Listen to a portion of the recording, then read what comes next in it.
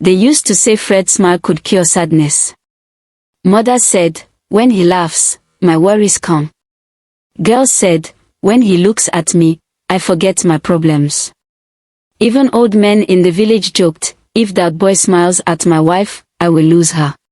Fred.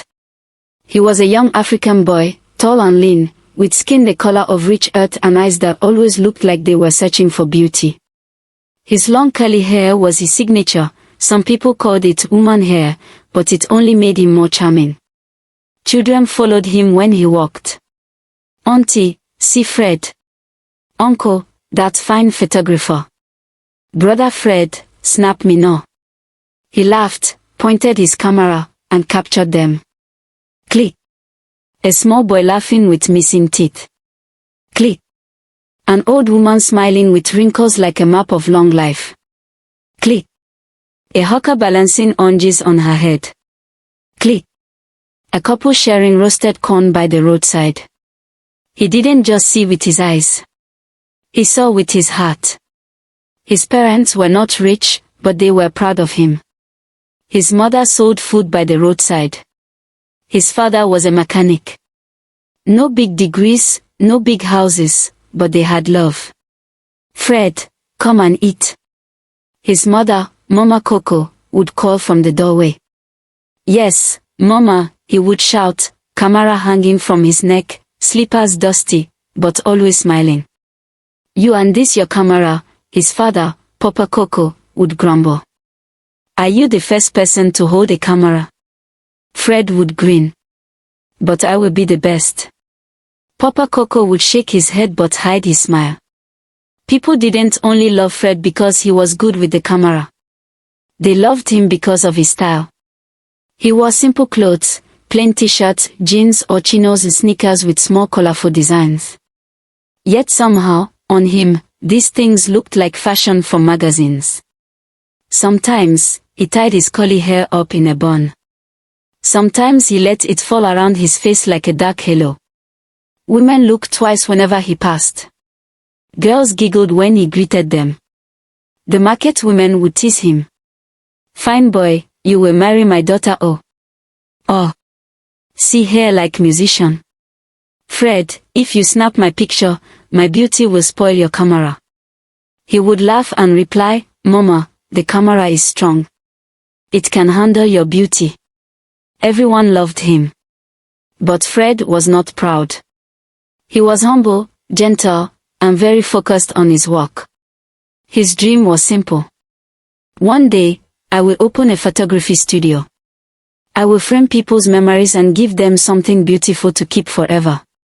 He didn't know that soon, one of those memories would hurt too much to look at. It happened on an ordinary afternoon under a mango tree. Fred sat on a low stool with his laptop on his knees and his camera on the table. Nearby, children played football, shouting loudly. The sun was kind but bright. A small breeze blew over the dust. As Fred adjusted the color of a wedding photo, he heard a smooth engine sound. He looked up. A black SUV drove slowly into the compound. Its body shined like it had never seen dust before. The door opened. A tall man, dark and broad-chested, wearing a white kaftan and a gold wristwatch that flashed in the sun, stepped down. The children whispered, Chief. Chief has come. Fred quickly stood up and wiped his hands on his trousers. Good afternoon, sir, he said politely. You are the photographer, the man asked, in a heavy, confident voice. Yes, sir. I am Fred. The man looked him up and down, eyes passing over his curly hair, his slim but strong body, his calm face. My name is Chief Daniels, the man announced, as if the earth should bow. I have seen your photos on Instagram. Someone forwarded your work to my wife. Fred's heart jumped a bit. Instagram. That meant his work was going further than he imagined. Thank you, sir. I need you to come to my mansion, Chief Daniel said. I want a full family photo shoot. My wife, my 3 daughters, myself. It must be perfect. Do you understand? Perfect. Yes, Sir, Fred replied. I don't like rubbish, Chief Daniels added. My family is known. People talk. I want people to see these pictures and know that we are great. I will do my best, sir, Fred said quietly. Chief Daniels nodded, satisfied. Tomorrow morning. 9 o'clock. My driver will send you the address. And don't be late. Yes, sir. The chief turned, entered his car, and drove away, leaving the smell of expensive perfume in the air. Fred stood there, blinking. Me. In a mansion, he whispered to himself. He touched his camera and smiled. Maybe this is the beginning of something big. He didn't know it was also the beginning of something painful. The next morning, Fred dressed carefully. He wore a clean white shirt that hugged his chest nicely. Dark trousers, simple belt. He cleaned his sneakers until they shined. Then he pulled his long curly hair into a loose low ponytail. He looked in the small mirror on the wall. You are representing us, oh, his mother teased. Don't go and disgrace your village. Fred laughed. I will behave, Mama. His father grunted from the corner. Photographer going to meet rich people. Remember to use yes, sir and no, sir. Yes, sir, Fred replied playfully. He slung his camera bag over his shoulder and stepped out into the morning sun. The mansion was more than a house, it was a statement. High white walls. 2 big lion statues at the gate. A fountain in front, water dancing in the air. Tall palm trees, flower beds, tiled ground that almost blinded his eyes. Fred swallowed. A security man led him inside. He passed through a large sitting room with shiny marble floors, a big chandelier hanging from the ceiling, and art pieces on the walls.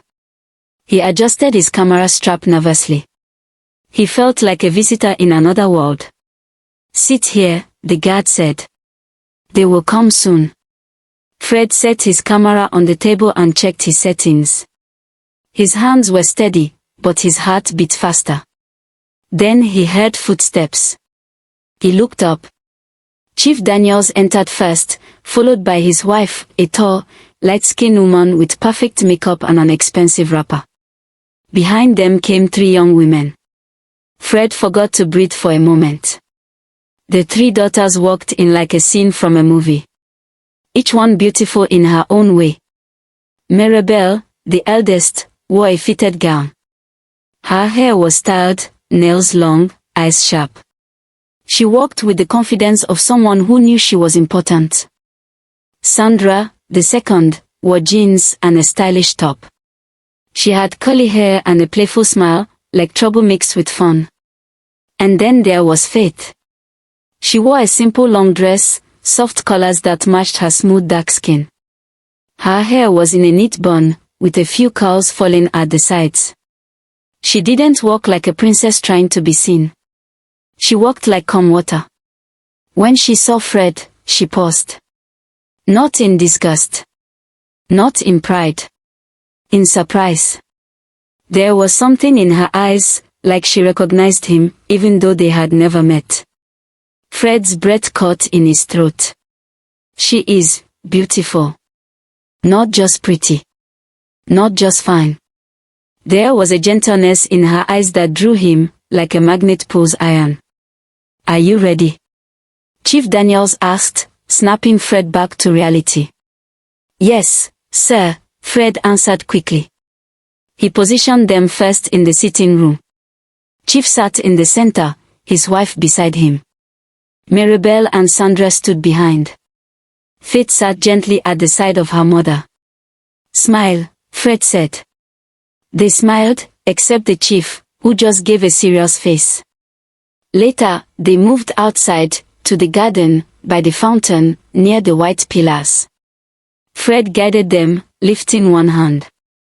Madam, please tilt your head just a little. Mirabelle, can you rest your hand here? Sandra, lean slightly, yes. Perfect. He tried to stay professional. But whenever his eyes met Faith's, his heart stumbled. There was a moment when she looked straight into his lens. Her eyes held so much softness, it almost hurt him. Click. As he checked the preview, he whispered without thinking, "Wow." She caught his whisper and smiled, shyly.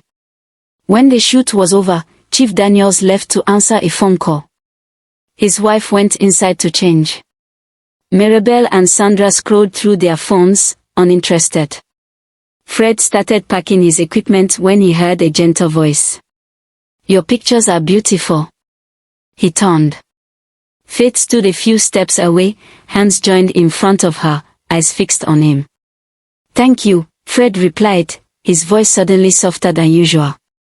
"You made my father almost smile," she said, a small smile playing on her lips. "That is not easy." Fred chuckled. "I noticed," he replied. "He has a very serious face." She laughed quietly. The sound was like music. "You seem different," she said. "Not like most photographers who come here." "How?" he asked. "You are calm," she said. "You don't overtalk. You watch people." "I have to," Fred replied. "To take good pictures, you must see more than faces. You must see feelings." She tilted her head, studying him. "So, what do you see when you look at me?" she asked. The question caught him off guard. He swallowed. "I see," he paused, eyes gently on her, "someone who is beautiful, but not proud. Someone who is lonely in a big house. Someone who wants to breathe." Her smile faded slowly as the words touched something inside her. For a few seconds, she just stared at him. "You see too much," she whispered. "Is that a bad thing?" he asked. She shook her head. "No. It's scary. But also kind." A silence settled between them. Not a heavy silence. A warm, comfortable one. From the balcony above, Mirabel called out, "Faith. Come inside. Daddy is looking for you." She turned her head. "I have to go," she said softly. Then she looked at him again. "Will you come back? For the pictures?" "Yes. In a few days," he replied. She smiled again. "Good. I would like that." He watched her walk away. And that was the beginning. Fred came back 3 days later with edited photos on his laptop and some printed samples. Chief Daniels glanced at the photos quickly and nodded. "Fine. Leave the rest with my wife," he said. "Talk to her about payment." But Fred's heart was not beating because of money. It was beating because he saw Faith standing at the far corner of the sitting room, pretending to read a book. Their eyes met. He knew she had been waiting for him. Later, when the adults went inside, she walked up to him. "Did you bring all the pictures?" she asked. "Yes," he replied. "Do you want to see them?" "Please." They sat side by side on the couch, their shoulders almost touching, as he showed her the photos one by one. She laughed when she saw a shot where Sandra's eye was half closed. "She will kill you if she sees this one," Faith said, covering her mouth. Fred smiled. "Then I will hide it." Next, he showed her a close-up photo of her face by the fountain. She went silent. The picture showed more than her beauty. It showed something soft and deep in her eyes. "I look like I'm thinking," she said. "What were you thinking?" he asked gently. She hesitated. "I was thinking, what would it feel like to be free of all this?" She waved her hand around the large sitting room. The rules, the expectations, the eyes watching every move. Fred watched her profile. "You don't like this life?" he asked. She sighed. "I like comfort. I am grateful. But sometimes, I feel like I am in a golden prison." He nodded slowly. "I know that feeling," he said quietly. "Not from being rich, but from being poor. Poverty can also be a prison." She turned to him, surprised. He continued, "Sometimes I feel like no matter how hard I try, people will still look down on me because I am just the photographer." They shared a look at two different worlds connected by the same feeling. Trapped. That day, he left late. And that day, she dreamed about him. Days turned into weeks. Fred found more reasons to come. "Madam, I brought extra copies." "Chief, some files needed correction, I have fixed them." But the real reason was always faith. Sometimes they sat under a tree in the back garden. Sometimes they met in the balcony where the breeze was strong. Sometimes in the greenhouse filled with flowers. They talked and talked. About music they liked, their favorite food, the stars at night, childhood memories, fears and wishes. He told her about how he got his first camera from a neighbor who was traveling abroad.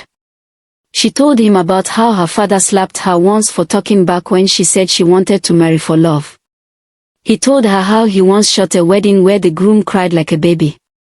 She told him how her mother always said, "We don't marry down in this family." With every conversation, their hearts moved closer. One afternoon, as they sat quietly in the garden, she suddenly asked, "Fred, do you believe in soulmates?" He looked at her slowly. "I don't know," he said. "But I believe some people are sent to us for a reason." "What if I told you that I feel like you are one of those people?" she whispered. He felt his throat tighten. "Then I would say, I feel the same." Their eyes locked. He reached for her hand. She didn't pull away. In that moment, without big grammar or dramatic words, something happened. They fell in love. Their love grew like a secret garden, hidden yet full of life. They stole moments whenever they could. A soft smile across the room during family dinners. A quick touch of fingers while he adjusted her bracelet. A whispered joke that made her bite her lip to hide a laugh. Long, deep conversations about the future. "Where do you see yourself in 10 years?" she asked one evening. He looked at the sky and said, "I see myself in a small but beautiful studio, walls covered with pictures. Children running in and out. My parents relaxing in front." And he paused, then looked at her. "You, sitting on the couch, telling me I work too much." Her heart did a flip in her chest. "Me?" "Yes, you," he said softly. If life allows it." She stared at him. "What if life doesn't allow it?" she whispered. He swallowed. "Then I will still love you," he said. "Even if I never touch your hand again." Her eyes filled with tears. "You talk like someone who has loved many times," she said, trying to smile. He shook his head. "This is my first time," he said. "My first real love." She pressed her palm over her heart. "And my last," she replied. "I don't want anyone else." They leaned closer, breaths mixing, hearts beating fast. Slowly, carefully, he kissed her forehead. "I love you," he whispered. "I love you too," she replied. No big secret stays secret forever. One of the housemates, Ngozi, noticed that whenever the photographer came, Faith disappeared. She watched them once from behind the curtain in the garden. She saw them laughing, saw them almost holding hands, saw him wipe a tear from Faith's cheek. Ngozi had a cousin who worked in another rich house, and she liked drama. That night, she whispered in the kitchen. "Have you noticed Madam's last daughter and that photographer? Love is in the air, oh." Another maid gasped. Soon, whispers spread through the house. "Them they love, oh, did you see the way she looks at him? Chai, if Chief hears this, Walla will burst." Walla did not delay. One afternoon, Chief Daniels came home early. He walked to the garden, planning to take a call in peace. What he saw, instead, was Fred and Faith sitting close, too close, on a bench. Fred's hand was gently over hers. They were talking quietly. Chief Daniels froze. His face darkened. He stepped back slowly, his heart pounding with anger. How dare he? How dare a photographer touch my daughter? How dare she betray me like this? He turned and walked away, his mind already planning. He would not shout immediately. He would not embarrass himself. No. He would destroy the boy instead. That evening, Faith was called to the sitting room. She found her father, mother, Mirabel, Sandra, and 2 uncles there. Her heart started beating faster. Sit down, her father said. She sat. He threw a printed photo on the table. A photo of her and Fred, taken secretly from behind the plant by a jealous maid. Her breath caught. Explain this, her father demanded. She swallowed. He is my friend, she said slowly. Friend, her father repeated with fire in his eyes. A common photographer. Your friend. Her mother shook her head, eyes filled with disappointment. I warned you, she said. I told you this boy's presence was too frequent. Mirabel folded her arms. I knew something was off. Sandra raised a brow. You fell for the camera boy. Wow. Faith looked at her father. He is not common, she said, quietly but firmly. He is kind. He is respectful. He works hard. Enough. Chief Daniels thundered. Do you know who you are? Do you know our name? We are not their mates. Daddy. You will not marry down, he shouted. She trembled. Tears filled her eyes. I didn't say I want to marry now, she whispered. I love him. The room fell silent. She had spoken the unforgivable word. Her father's chest rose and fell like a storm. You love him, he repeated slowly. A photographer. Yes, she replied, voice breaking. With all my heart. Her mother placed a hand on her chest. God forbid. Her father pointed a shaking finger at her. You will stop seeing him, he said. From today. No calls, no messages, nothing. If I hear that you even look at him again, you will regret it. Tears rolled down her cheeks. I cannot just turn off my heart, Daddy, she whispered. I am not a machine. Her father's eyes turned cold. Then I will turn off the boy, he said. She stared at him. What do you mean? He didn't reply. He just walked away. Her mother grabbed her shoulder roughly. You have no idea what you have done, she whispered fiercely. You think love is enough? Love cannot feed you. Love cannot pay bills. Love cannot carry our name forward. Faith sobbed. Love can give joy, she whispered. Her mother shook her head and walked away. A week later, as Fred was coming back from a job, 2 men approached him on a quiet street. You be Fred? One of them asked. Yes, he replied, adjusting his camera bag. We want photos for our new club, the second man said. Come and check the place. We fit pay you well. Fred hesitated. He was tired, but the offer sounded good. Okay, he said.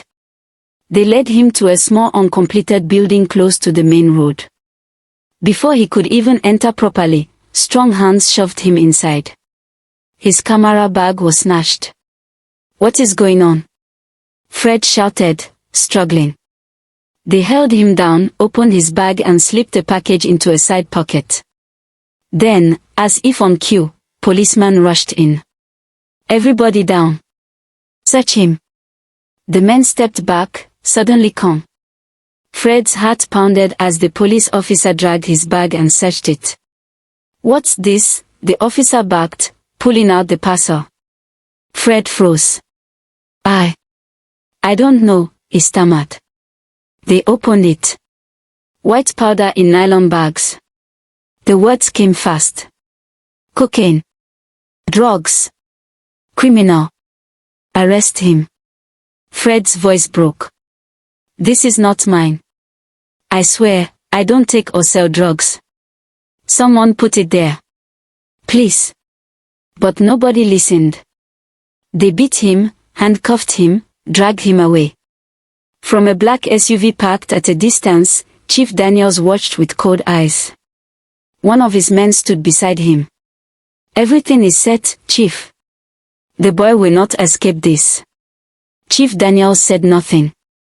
He only adjusted his gold wristwatch, ignoring the small voice in his heart that whispered. This is too much. You are going too far. But pride is a loud thing. It shouted. Better to destroy one boy than lose your dignity. So he kept quiet. And the police van drove off with Fred inside. The court believed the evidence. The officers lied smoothly. The men who lured him also testified. Fred had no strong lawyer, no money, no powerful name behind him. He stood there, trembling, as the judge's voice echoed. You are hereby sentenced to 10 years in prison for possession and intent to distribute illegal drugs. His mother screamed from the crowd, My son is innocent. He is innocent. His father tried to hold her, tears streaming down his own face. Fred's knees almost gave way. 10 years. It sounded like a lifetime. As they dragged him away, he shouted. Mama. Papa. I did not do it. I swear. Tell Faith. A blow to his back silenced him. Faith did not know immediately. She kept waiting for him. Waiting for his messages. Waiting for his visits. Why has he not come? She asked herself. One day, when she couldn't take it anymore, she bribed the house driver with some jewelry to take her to Fred's old house. She reached there and found his mother sitting outside, face swollen from crying. Mama, where is Fred? Faith asked, her voice shaking. Fred's mother looked up slowly. You are Faith, she asked. Yes, Mama. Please, where is he? Faith whispered. Fred's mother's lips trembled. They took him, she said. The police. They planted something in his bag. They said he is a drug dealer. Faith staggered back. No, she whispered. No, impossible. Fred is not like that. They sentenced him, Fred's mother continued, voice breaking. 10 years. Faith felt the world tilt. Her ears rang. She shook her head. Who would do that to him? She asked, though part of her already knew. When she reached home, she stormed into her father's study, eyes wild. What did you do? She cried. Tell me the truth. Did you frame him? Her father looked at her for a long moment. You wanted to marry him, he said calmly. You wanted to join yourself to a nobody. This way, you are safe. Safe, she screamed. You destroyed his life. You destroyed mine. He would have dragged you down, her father replied coldly. I saved you. She shook her head, tears pouring down her face. You killed something inside me, she whispered. You did not save me. You buried me. Faith tried to visit Fred in prison. Her father blocked every attempt. She tried to send letters. Most never reached him. But one day, by pure accident and kindness from a sympathetic prison guard, a letter got into Fred's hands. He sat on his hard bed, unfolded the paper with shaking fingers, recognizing her handwriting immediately. My Fred. I don't know if this will reach you. They took you away from me, but they cannot take you out of my heart. I know you are innocent. I know you are good. I am sorry I could not stop them. I am sorry my love brought you pain. Please don't hate me. Please don't give up on life. I promised I would always stand by you, and even if I cannot see you, I am standing with you in my heart. I love you. Always. Your Faith. Tears fell onto the page, making the ink blur. Fred pressed the letter to his chest and shook as he cried. The prison walls around him were cold and hard, but her words were warm. He whispered to himself, "I will survive this. For her. For us." But as the years dragged by, hope became a thin thread. Some nights, he closed his eyes and imagined her beside him. Her laughter. Her eyes. Her voice saying, "Your pictures are beautiful." He held on to that like a lifeline. In the mansion, faith slowly broke. She stopped smiling. She stopped eating properly. Her once bright eyes turned dull. Her sisters noticed. Sandra tried to joke. "Come on, no, he's just a guy. You're rich. You'll find another." Faith looked at her. "He was not just a guy," she replied softly. "He was the one person who saw me, not my father's money, not my surname, just me." Mirabelle rolled her eyes at first, but one night she heard Faith crying softly in her room and paused at the door, suddenly speechless. Their mother begged. "Faith, please. Move on. Forget him." "I cannot forget my own heart," Faith replied. She tried to pray. She tried to distract herself. She tried to obey. But something heavy sat inside her chest, like a stone. One night, she went to the balcony, looked at the moon, and whispered, "God, if love is this painful, why did you allow me to meet him?" No answer came. Only the wind. One evening, after another terrible argument with her father, she locked herself in her room. He had shouted, "You will marry who I say, when I say. I am your father. You are nothing without this family." Her voice broke as she replied, "I would rather be nothing with love than be everything without it." He slapped the table. "I regret giving you this level of freedom," he said. "From tomorrow, you will not leave this house again unless I permit it." She looked at him with eyes full of tears and pain. "You already left me no life," she whispered. "You only want control over my breathing." That night, she wrote her final letter. Her hand shook as she wrote, "Papa, I cannot live like this. You killed my happiness when you destroyed Fred's life. You killed my peace when you locked my heart in chains. I am not doing this to shame you. I am doing this because my heart cannot bear it anymore. I hope one day you will understand that love is not a crime. I hope my absence will teach you what my presence could not. I love you, but I am tired. Tell Fred. He was worth living for. And worth dying for." Faith. What she did next ended her life quietly, without drama, but with deep pain. Her body was found in the morning. Her mother's scream shook the house. Her father stood over her bed, trembling, the letter in his hand, his heart breaking as he read her words. His pride collapsed. His ego fell apart. All that remained was a man who realized, too late, that he had killed his own daughter so long before her body followed. Chief Daniels used his money and influence again, but this time, not to destroy a life, but to save one. He called people. He pulled strings. He signed papers. The case against Fred was reopened quietly. The witnesses disappeared. The evidence mysteriously lost credibility. And one day, 10 years after he was taken, Fred was called to the prison office. "There has been a review of your case," an officer said. "You are free to go." Fred blinked. "Free?" "Yes. Pack your things." He walked out of the gate slowly, as if he would be dragged back any second. The sun felt too bright.